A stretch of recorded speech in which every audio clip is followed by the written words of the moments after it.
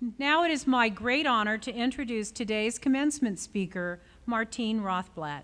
Martine is an attorney, an entrepreneur, and an innovator. Her practice has included work in the field of communication satellite law, LGBT litigation, and eventually life sciences projects. While she has launched several satellite communications companies and led the International Bar Association's project to develop a draft human genome treaty for the United Nations, Martine also has used her passion to truly change the biotechnology industry and inform the debate on issues of medical ethics. Martine is the chairman and CEO of United Therapeutics Corporation, a U.S. public biotech company that she founded in 1996. The company focuses on the development and commercialization of unique products to address the unmet medical needs of patients with chronic and life-threatening conditions. Prior to starting United Therapeutics, she founded and served as chairman and CEO of Sirius Satellite Radio, now Sirius XM.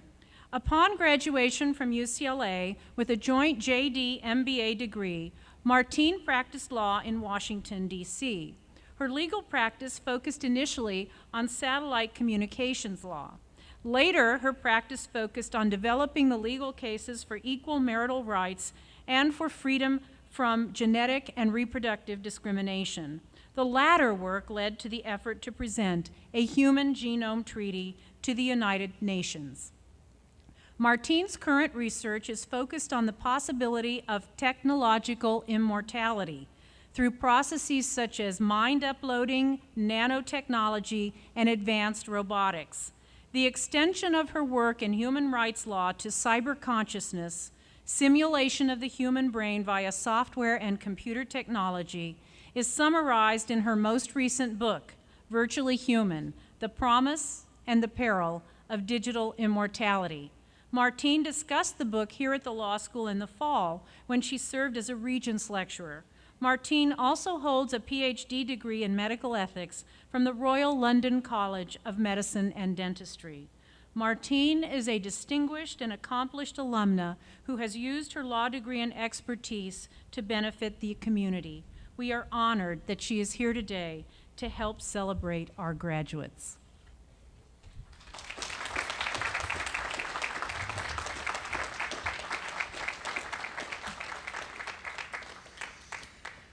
Thank you, Rachel, for the beautiful introduction. I'm really excited to be here, and to the graduates, congratulations. You all look fantastic.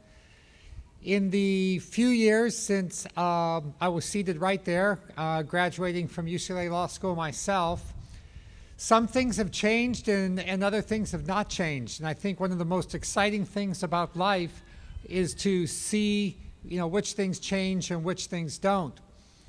For example, I'd say one thing which has not changed at all is the beauty of this UCLA campus, and today's a splendid example of it.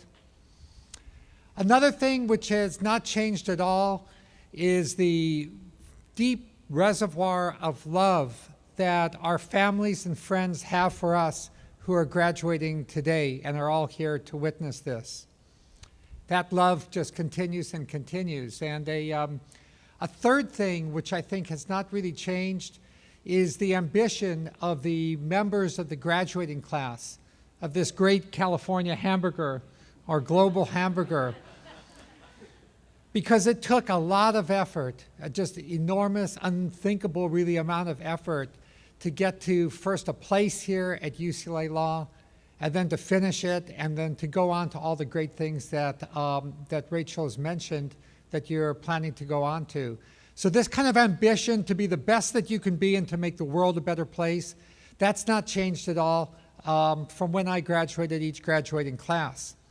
But there have been other things that have changed almost beyond all recognition. There are parts of the law that have changed beyond all recognition in just a few short years. Whole new fields of law that didn't even exist in recent memory. Technologies that have changed beyond all recognitions, technologies that we immerse ourselves with every day that some of them didn't even exist when we started as undergrads. And human culture has changed in many respects beyond all recognition and is continuing to change more rapidly than the hamburgers listed at the best restaurants in West Los Angeles. So I'd like to briefly recount a few of the things that I've seen change and not change that hopefully can resonate with everybody here today. In 1972, the organization now named the LGBT Center of Los Angeles applied for 501c3 status at the IRS office in Hollywood to be a nonprofit charity. At that time, it had already presented free health counseling, youth homeless services to about 6,000 gay, lesbian, and transgendered folks. The IRS denied the application outright because, quote from their denial, one can be neither benevolent or charitable if serving homosexuals. An allied legal aid attorney took on the appeal, and over the vigorous objections of his legal aid office's director, who thought it was a hopeless and perhaps a dangerous quest, nevertheless ultimately prevailed. 2 years later, the IRS finally approved the tax-exempt status for the LGBT Center of Los Angeles, but only on the condition in the written IRS approval that the center not contend that homosexuality is normal or allowed any avowed homosexual to serve on its board of directors. Now, it only took 6 years from that statement of sort of the status quo until Governor Jerry Brown, in his first incarnation in 1980, appointed the first openly gay man to the University of California Board of Regents. Only 12 years after that, in 1992, the Gay and Lesbian Center had been doing so well and serving so many hundreds of thousands of people that it had enough donations to buy the IRS building from which it had first been rejected.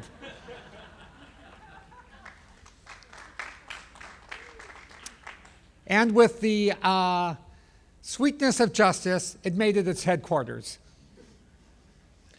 Now, when I wrote the book, The Apartheid of Sex, just a couple years later in 1996, I laid out a legal case based on my excellent legal training at UCLA Law School, thank you, faculty, that preventing two people from marrying because of their similar genitals was just as wrong and illogical and violative of due process as preventing two people from marrying because of their dissimilar skin tone or ancestry.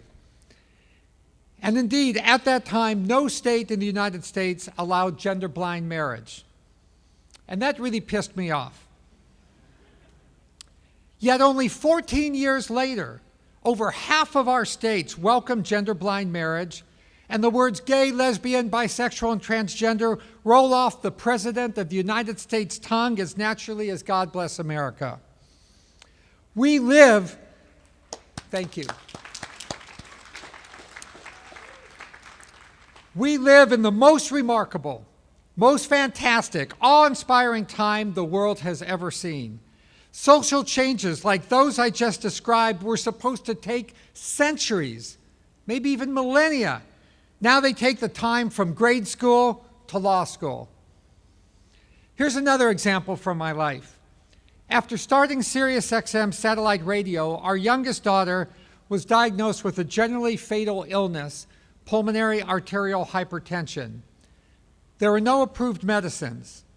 I found out about a molecule developed at Glaxo, a very big drug company, that could possibly help her. I went to the company and pleaded with them to develop the molecule into a medicine. They refused because they said, we're very sorry about your daughter, but only 3,000 people in the United States have this condition because they all die so rapidly. Well, I darkened their door over and over again, each time with a few more friends and allies on my side.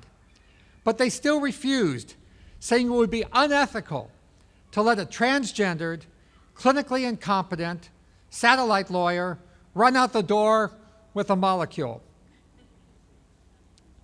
Maybe they were right. But when your daughter's dying, you act like an insane person, banging your head over and over and banging your fist over and over on the door. On my last bang, the head of the research and the development department's demeanor was totally changed. Dr. Bell told me that in a remarkable coincidence, his sister in Kansas City had just been diagnosed with the very same illness as my daughter. He said even he could not get the CEO of the company to develop the medicine because of the very small number of patients, but that he would be my internal champion in trying to let them sell it to me.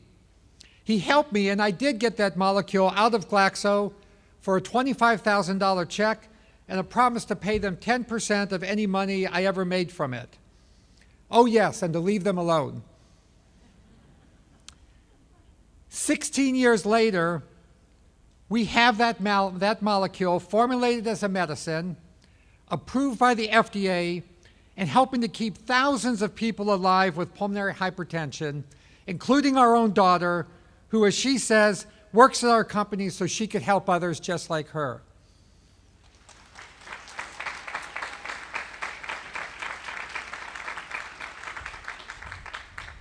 We have paid the pharmaceutical company about $500 million under that 10% royalty provision, and there are today enough people living with pulmonary hypertension because of the medicines that have been approved to fill an entire stadium.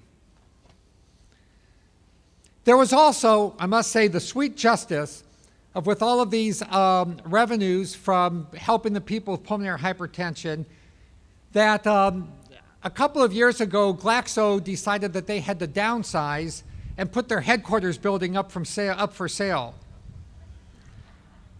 I wasted no time in buying the Glaxo headquarters building, from which I had run out with that molecule like Jackie down the beanstalk in the 1990s. And today, that's part of our headquarters.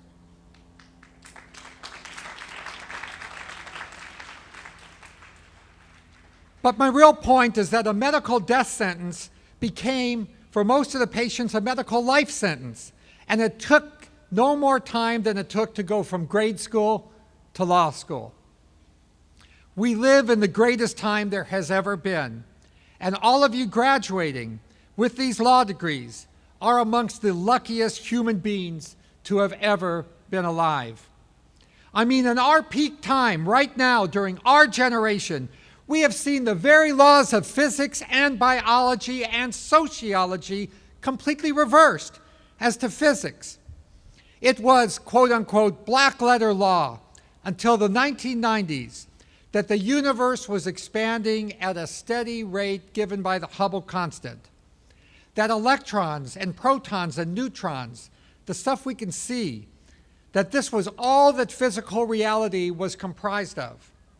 But now, just in our time, right now, just in like the last few years, it is suddenly known that the universe is actually expanding faster and faster and faster.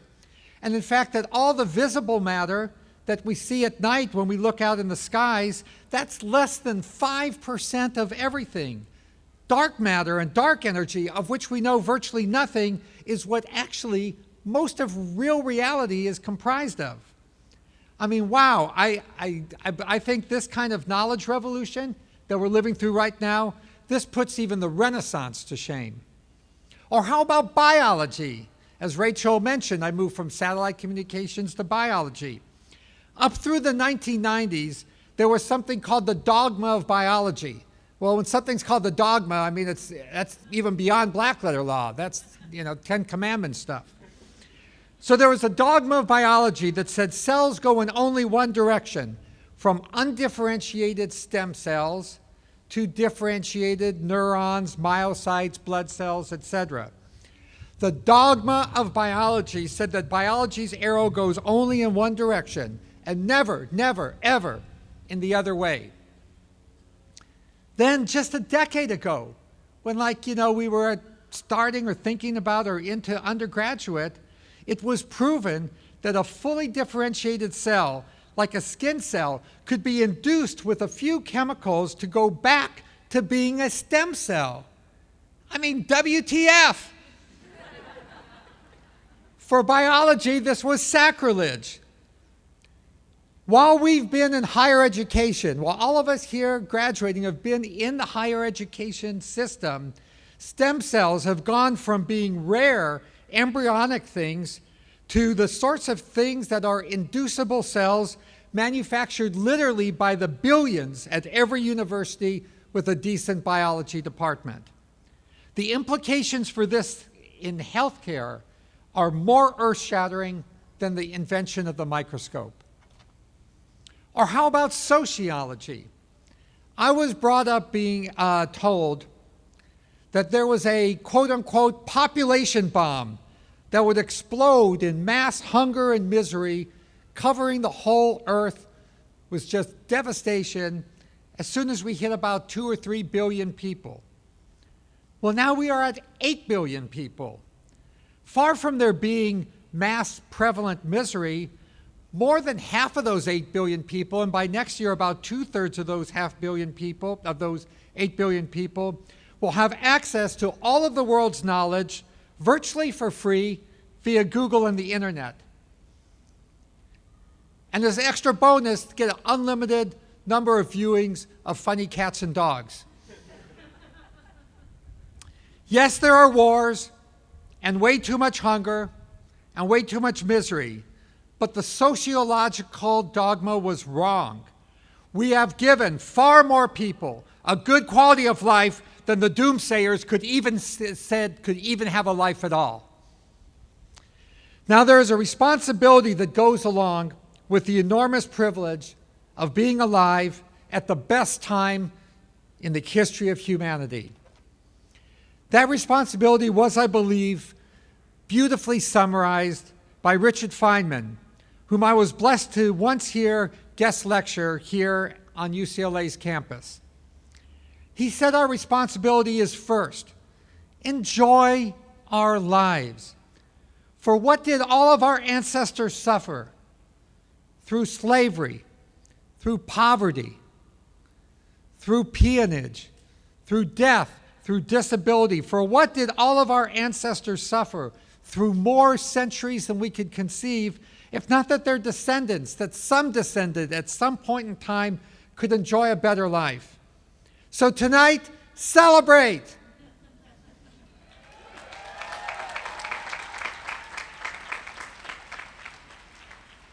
Start this afternoon.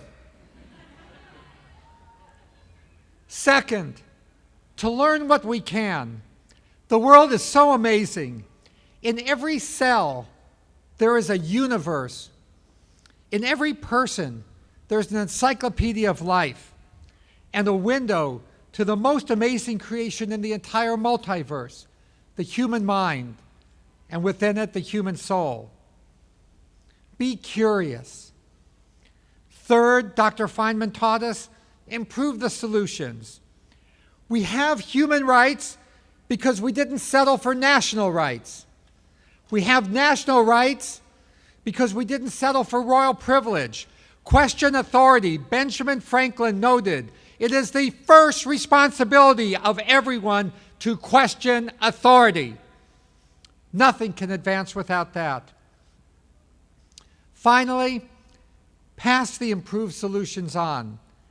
The law is the social DNA of humanity. It is in the law that we pass on all that we have learned and improved upon in adapting to a random universe on a tiny planet amidst waves of people trying to get enough to eat, some shelter from the storms, safety, security, joy, happiness, and ultimately self-actualization. Stitch yourselves into the law. Stitch your careers into the law. Because as we improve the law, we are evolving for the future. We who are the benefactors and the beneficiaries of the best of times, in the best of places, owe it to everyone else to add our improved solutions to humanity's jurisprudential DNA, so that there always will be, for ever more people, both a brighter tomorrow and a brighter today. Congratulations. Thank you.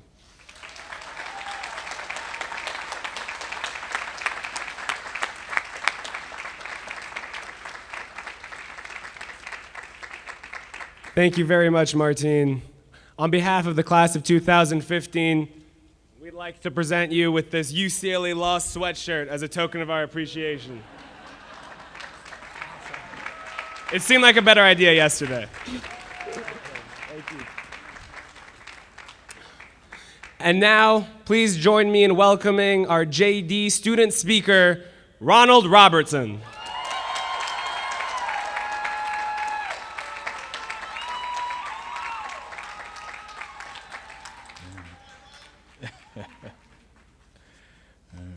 So just the other day, I was driving in the car, and my mom reminded me of a video that we have in our home.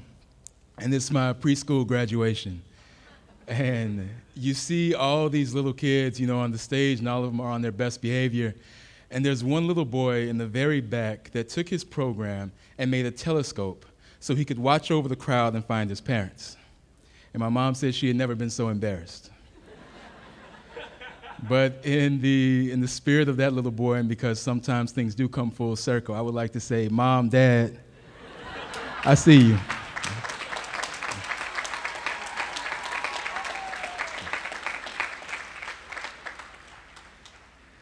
Now, there comes a part in one's scholastic journey where the value of degrees and accomplishments is measured by the sacrifices made to attain them, be it the direct monetary cost of attaining a graduate degree or the opportunity cost inherent in giving 3 more years of our life to these halls.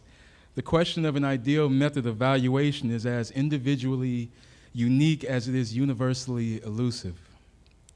See, I went to high school in a small town between Baton Rouge and New Orleans that few people outside of Louisiana have ever even heard of. And while visiting home a few weeks ago and proudly informing one of my friends that I had finished my law school coursework, this friend in his characteristic, blunt fashion asked me, was it even worth it? Now, I wanted to say yes. You must understand that I needed to say yes, because to say no would invalidate every late night, every sacrifice, every dollar I paid in the pursuit of this degree. But knowing what I wanted to say and knowing how I wanted to say it were 2 different things entirely. I needed something real, something tangible beyond the notion that the validity of education hinged on the abstract value of education itself, and to be honest, at first, I didn't know how to answer his question. So I did what all good law students do when they are confronted with a question that they don't quite know the answer to.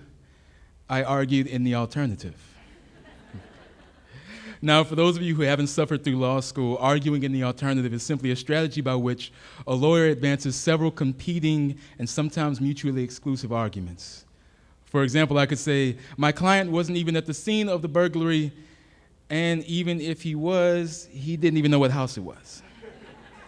Or in the classic words of Bart Simpson, I didn't do it, no one saw me do it, you can't prove anything. So in what may have been the most important argument I made since entering law school, I proceeded to tell my friend the following. Law school is a crucible that seeks to find the weakest part of your intellectual fortitude and rip it from its foundations. It is an exercise in futility, as you will study and study and study to get a B. It is a calculated method of discovering every unfounded belief and association and challenging those things with a detached logic that often acts as a cold bucket of water waking you from sleep. Law school is brutal in a way that does not care about who is right or who is wrong, but rather if there is such a thing as right and wrong to begin with.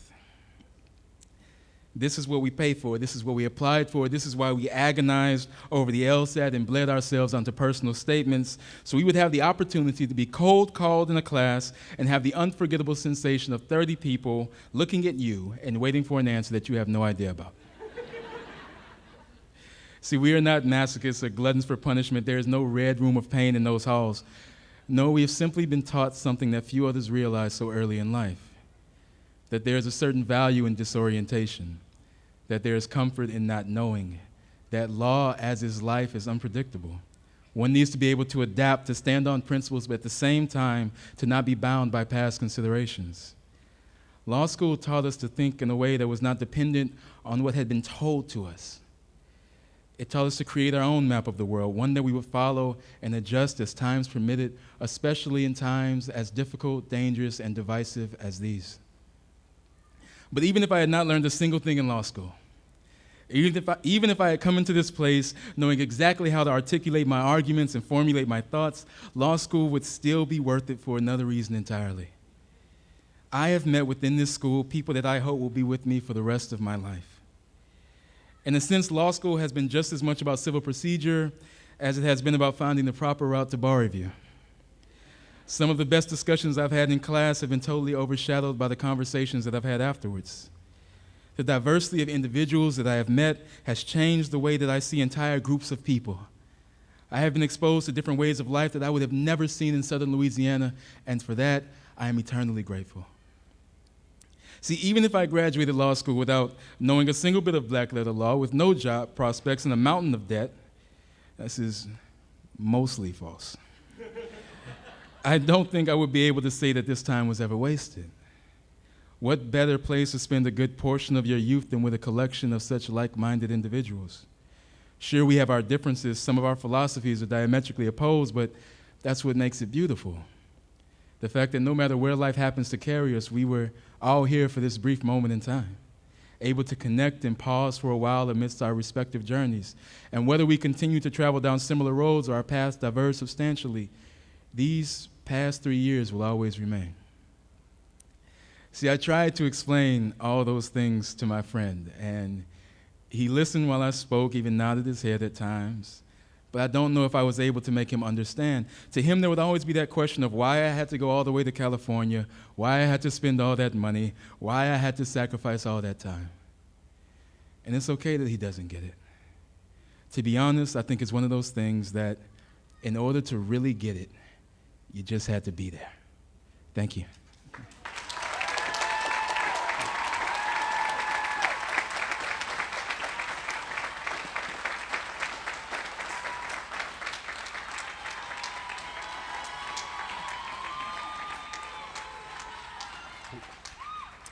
Thanks, Ron.